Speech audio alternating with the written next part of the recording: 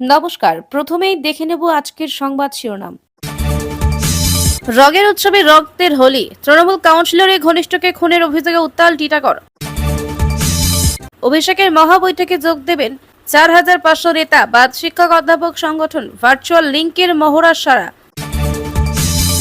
রামনবমীতে 1 কোটি হিন্দু রাস্তায় থাকবে, হুঙ্কার শুভেন্দুর। বসন্ত উৎসবের জন্য রোজা ভাঙলেন শেখ রহিম, শিখরের তালে নেচে খেললেন রং। টোটো এবং গাড়ির মুখোমুখি সংঘর্ষ চাপড়ায়, মৃত 7, আহত বহু। বিস্তারিত খবরে যাওয়ার আগে ভিডিওটিতে লাইক দিয়ে চ্যানেলটি সাবস্ক্রাইব করুন। গোটা রাজ্য যখন হোলি দোলের উৎসবে মেতে উঠেছে, তখন ফের রক্তে ভিজে গেল ব্যারাকপুর শিল্পাঞ্চলের মাটি। তৃণমূল কাউন্সিলর ঘনিষ্ঠকে রং খেলার কথা বলে ডেকে এনে কুপিয়ে খুনের অভিযোগ। দুপুর 2টা নাগাদ ঘটনা কেন্দ্র করে ব্যাপক উত্তেজনা ছড়িয়েছে টিটাগড়ের 13 নম্বর ওয়ার্ডে। মৃতের নাম অমর চৌধুরী। পুরনো বিবাদের জেরে খুন বলে প্রাথমিক তদন্তে অনুমান পুলিশের। ইতিমধ্যে ঘটনায় অভিযুক্ত পবন রাজভরকে গ্রেফতার করেছে পুলিশ। এদিকে এলাকায় রয়েছে একটি মিল, সেই মিলে লোক ঢোকানো নিয়ে ঝামেলা থেকেই এই ঘটনার সূত্রপাত বলে স্থানীয়দের একটা বড় অংশের মত। তদন্ত করে দেখছে পুলিশ, এলাকায় চলছে জিজ্ঞাসাবাদ। ঘটনার পর অমর চৌধুরীর দাদা কৃষ্ণ চৌধুরীরে তার ভাইয়ের রক্তাক্ত দেহ আরজিকর হাসপাতালে নিয়ে আসেন। তিনি বলছেন, পবন রাজভর, কানাই তিওয়ারি, রাজ তিওয়ারিরা এর পেছনে রয়েছে। এর সকলে মিলে ঠিকাদারির সঙ্গে যুক্ত। তাহলে কি বরাত নিয়ে ঝামেলার জেরেই এই ঘটনা? কৃষ্ণ যদিও বলছেন মিলে লোক ঢোকানো নিয়ে ঝামেলা হয়েছিল বলে জানি না, তবে কারখানা নিয়ে ওদের মধ্যে ঝামেলা ছিল। কি থেকে কি হয়েছে জানি না, অনেক কিছু হতে পারে। ঘটনাস্থলে এসেছিলেন 22 নম্বর ওয়ার্ডের কাউন্সিলর বিকাশ সিং। মৃত অমর চৌধুরী তার সঙ্গেই রাজনীতি করতেন বলে জানাচ্ছেন তিনি। বিকাশের কথাই আমি শুনলাম, পবন রাজভর ওকে চাকু দিয়ে মেরে দিয়েছে। অমর আমার সঙ্গেই থাকতো, ছাত্র রাজনীতি করত। আমি যখন থেকে তৃণমূল ছাত্র পরিষদ করি তখন থেকেই ও আমার সঙ্গে ছাত্র রাজনীতি করত। কাউন্সিলর বিকাশ সিংয়ের আরও দাবি, পবন 2021 সালে বিজেপি করত। এরপর অপরাধমূলক কাজকর্মে জড়িত থাকার অভিযোগে জেলে যায়। মাস্টারেক আগিয়ে সম্প্রতি জেল থেকে বেরিয়েছে পবন। 31শে ডিসেম্বর বর্ষবরণের রাতে পবনের সঙ্গে জয়শ্রী গেটের সামনে মারপিট হয় অমরের। এই ঘটনাকে থানায় অভিযোগ হয়েছিল বলে দাবি অমরের প্রতিবেশীদের। জেলা থেকে বেরোনোর পর 31শে ডিসেম্বরে ঘটনা ছাড়া আরও একাধিক ঘটনায় পবনের নাম জড়িয়েছে বলে দাবি প্রতিবেশীদের। অভিষেক বন্দ্যোপাধ্যায় শনিবারে মহাবৈঠকে যোগ দেবেন তৃণমূলের 4,500 নেতা। বৈঠকের বহর যে বাড়ানো হয়েছে তা বৃহস্পতিবারই জানা গিয়েছে। শুক্রবার তৃণমূল সূত্রে জানা গেল, যোগদানকারী সংখ্যাটা প্রায় 4,500। বৈঠক হবে ভার্চুয়াল মাধ্যমে। যাদের থাকার কথা তাদের মোবাইলে নির্ধারিত সময়ের আগেই চলে যাবে বৈঠকের লিঙ্ক, তার মহড়াও সারা। যারা কোনো প্রযুক্তিগত সমস্যা না হয় সে কারণে বৃহস্পতিবারই মহড়া সেরে রেখেছে অভিষেকের কাবাক স্ট্রিটের দফতর। রাজ্যসভা এবং লোকসভার সমস্ত সংসদকে বৈঠকে ডাকা হয়েছে। আরজিকর আন্দোলনের পর্বে বিদ্রোহী হয়ে ওঠা সুখেন্দু শেখর রায় জানিয়েছেন তিনিও আমন্ত্রণ পেয়েছেন। লোকসভা নির্বাচনে ভালো লড়াই করে হারতে হয়েছিল এমন কয়েকজন প্রার্থীকেও বৈঠকে থাকতে বলা হয়েছে। থাকবেন তৃণমূলের সমস্ত বিধায়ক, পৌর নিগমগুলির মেয়র, ডেপুটি মেয়র এবং চেয়ারম্যান। কলকাতা পুরসভার ক্ষেত্রে সমস্ত কাউন্সিলরকে ডাকা হয়েছে। জেলা পরিষদের সভাধিপতি সহ গোটা জেলা পরিষদকে থাকতে বলা হয়েছে। পৌরসভাগুলোর চেয়ারম্যান এবং ভাইস চেয়ারম্যান থাকবেন। এই সঙ্গেই থাকবে তৃণমূলের পুরো রাজ্য কমিটিও। ছাত্র, যুব, শ্রমিক, কৃষক, সংখ্যালঘু, মহিলা সমস্ত শাখা সংগঠনের জেলা নেতৃত্বকে থাকতে বলা হয়েছে শনিবারের বৈঠকে। তৃণমূল সূত্রে খবর, বৈঠক থেকে বাদ রাখা হয়েছে দলের অধ্যাপক, প্রাথমিক শিক্ষক, বিদ্যালয় শিক্ষক এবং পার্শ্ব শিক্ষকদের সংগঠনকে বাদ রাখা হয়েছে। কেন অভিষেকের বৈঠকে শিক্ষা সেলকে ব্রাত্য করা হলো তা নিয়ে কৌতূহল তৈরি হয়েছে দলের অন্দরে। তৃণমূল সূত্রে খবর, ভোটার তালিকায় স্ক্রুটিনির বিষয়ে মূল সাংগঠনিক কাজের রূপরেখার কথা বলবেন অভিষেক। পাশাপাশি বলবেন 2026 সালে বিধানসভা ভোটের প্রস্তুতির কথাও। ভোট প্রক্রিয়ায় শিক্ষকেরা যুক্ত থাকেন, তবে পৃথক মতও রয়েছে। সেই অভিমত বলছে ভোটার তালিকায় স্ক্রুটিনিটাই এখন মুখ্য, সেই কাজে শিক্ষকদের ভূমিকা নেই, তাই তাদের ডাকা হয়নি। উল্লেখ্য, প্রায় 1 বছর পরে অভিষেক এত বড় আকারে নিজে বৈঠক ডেকেছেন। শেষবার তিনি এমন বৈঠক করেছিলেন গত লোকসভা ভোটের আগে, যেখানে ভোটের কাজ, গণনা কেন্দ্রের কাজ কিভাবে হবে তা বুঝিয়ে দিয়েছিলেন নেতাদের। গত কয়েক মাস ধরে অভিষেকের সরে থাকা নিয়ে বিস্তর আলোচনা চলেছে দলে। রাজ্যের সংগঠনের পরিবর্তে নিজেকে ডায়মন্ড হারবারই আবদ্ধ রেখেছিলেন তৃণমূলের সর্বভারতীয় সাধারণ সম্পাদক। সর্বোচ্চ নেতৃত্বের সমীকরণ নিয়ে নানা কথা আলোচিত হয়েছে শাসক দলের অন্দরে। সেই প্রেক্ষাপটে শনিবার অভিষেকের বৈঠক তৃণমূলের অভ্যন্তরীণ সমীকরণের নিরিখেও তাৎপর্যপূর্ণ। অনেকের বক্তব্য, শনিবারই অভিষেক দলকে বার্তা দিয়ে দিতে চাইতেন,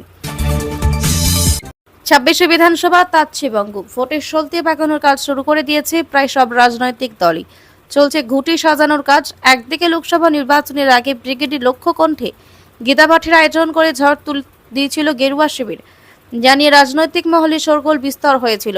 এবার রামনবমীতে পাখিচ্য করে ঝাঁপাতে চলেছে পদ্ম ব্রিগেডে। দলেই বড় হুঙ্কার দিলেন বিধানসভার বিরোধী দল নেতা শুভেন্দু অধিকারী। সাফ বললেন, রামনবমীতে 2000 মিছিল হবে, 1 কোটি হিন্দু রাস্তায় থাকবেন, কোনো অনুমতি নেবেন না। এদিন কার্যত হুঙ্কারে সুরেই শুভেন্দু বলেন, ভালো করে রামনবমী করবেন, আমিও থাকবো মাঠে। গতবার 50 লক্ষ হিন্দু নেমেছিল, 1000 মিছিল করেছিল, এবার 2000 মিছিল হবে, 1 কোটি হিন্দু রাস্তায় থাকবে, কোনো অনুমতি নেবেন না, কোনো অনুমতির প্রয়োজন নেই। তার এই মন্তব্য নিয়ে রাজনৈতিক মহলে চাপানোতর শুরু হয়ে গিয়েছে। রাজ্যমন্ত্রী চন্দ্রিমা ভট্টাচার্য বলছেন, এখানে রামনবমী পালন হয় না এমনটা নয়, ওদের কি ইচ্ছা আমি জানি না, কিন্তু ঈশ্বরের ইচ্ছা রমজান মাসে দোল হোলি হবে, ঈশ্বরের ইচ্ছা গুড ফ্রাইডের উদযাপনও শুরু হবে। এখানেই না থেমে তিনি আরো বলেন, উনি কাদের নামতে বলছেন? যারা নামার তারা তো নামবে, পুজো করবে। দোলের সকালে ভয়াবহ দুর্ঘটনা নদিয়ার চাপড়ায়, টোটো এবং একটি স্করপিও গাড়ির মুখোমুখি সংঘর্ষ। এখনো পর্যন্ত এই ঘটনায় 7 জনের মর্মান্তিক মৃত্যু হয়েছে, আহত অন্তত 10 জন। আহতদের ইতিমধ্যে চাপড়া হাসপাতালে বেশ কিছুজনকে শক্তিনগর জেলা হাসপাতালে ভর্তি করা হয়েছে বলে জানা যাচ্ছে। আহতদের মধ্যে বেশ কয়েকজনের অবস্থা আশঙ্কাজনক বলে খবর। ঘটনাকে কেন্দ্র করে তীব্র উত্তেজনা তৈরি হয়েছে এলাকায়। ঘটনার পরে উত্তেজিত জনতা একাধিক গাড়ি ভাঙচুর চালায় বলে অভিযোগ, এমনকি রাস্তা দীর্ঘক্ষণ অবরোধ করে রাখেন বলে জানা যাচ্ছে। ঘটনার খবর পেয়ে ঘটনাস্থলে পৌঁছায় বিশাল পুলিশ বাহিনী। কিভাবে এই ঘটনা ঘটল তা খতিয়ে দেখা হচ্ছে। গোটা এলাকায় মোতায়েন করা হয়েছে বিশাল পুলিশ বাহিনী, রয়েছে পুলিশের উচ্চপদস্থ আধিকারিকেরা। পুলিশের প্রাথমিক ধারণা, নিয়ন্ত্রণ হারিয়ে মর্মান্তিক দুর্ঘটনাটি ঘটেছে। যদিও সব দিক খতিয়ে দেখা হচ্ছে। পুলিশ এবং স্থানীয় সূত্রে জানা গেছে, নাকাশিপাড়া থেকে টোটোয় চেপে চাপড়ায় বাজার করে ফিরছিলেন বেশ কয়েকজন। ঈদের বাজার করতে সেখানে গত কয়েকদিন ধরে এলাকায় ভিড় রয়েছে, এখনও ভিড় ছিল এদিনও। ফেরার সময় ভয়াবহ দুর্ঘটনা ঘটে বলে অভিযোগ। একটি স্করপিও গাড়ির সঙ্গে একেবারে মুখোমুখি সংঘাতের ঘটনা ঘটে বলে অভিযোগ। সংঘাত এতটাই যে সম্পূর্ণভাবে অভিশপ্ত টোটোটি দমড়ে মুচড়ে যায়, এমনকি গাড়িটির অবস্থাও খুবই খারাপ। ঘটনার পরই স্থানীয় লোকজন ছুটে আসে এলাকায়, দ্রুত উদ্ধার কাজে হাত লাগায়। জানা যায়, ঘটনাস্থলে টোটোতে থাকা 3 জন শিশুর মৃত্যু হয়, বাকিদের দ্রুত হাসপাতালে নিয়ে যাওয়া হয়। হাসপাতালের বেশ কয়েকজনের মৃত্যু হয়। ঘটনায় প্রায় 10 জন আহত হয়েছেন। বেশ কয়েকজনের অবস্থা আশঙ্কাজনক, ফলে মৃতের সংখ্যা আরও বাড়তে পারে বলে আশঙ্কা। ঘটনার জেরে গোটা এলাকায় শোকের ছায়া। তবে ঘটনার জেরে এলাকার মানুষজন একেবারে ক্ষোভে ফুঁসছেন। তাদের দাবি, টোটোরা চলে বড় রাস্তার ওপর, সাধারণ মানুষের হেঁটে যাওয়ার জায়গা থাকে না। বসন্ত উৎসবের জন্য রোজা ভাঙেন শেখ রহিম। বাসন্তী পুজোতে তার কাঁধে যে অনেক দায়িত্ব। শেখ রহিম আর রাজেশ মণ্ডলদের শ্রীকোলের তালে নাচ আবির খেলা জানিয়ে দেয় ধর্মযার উৎসব সবার।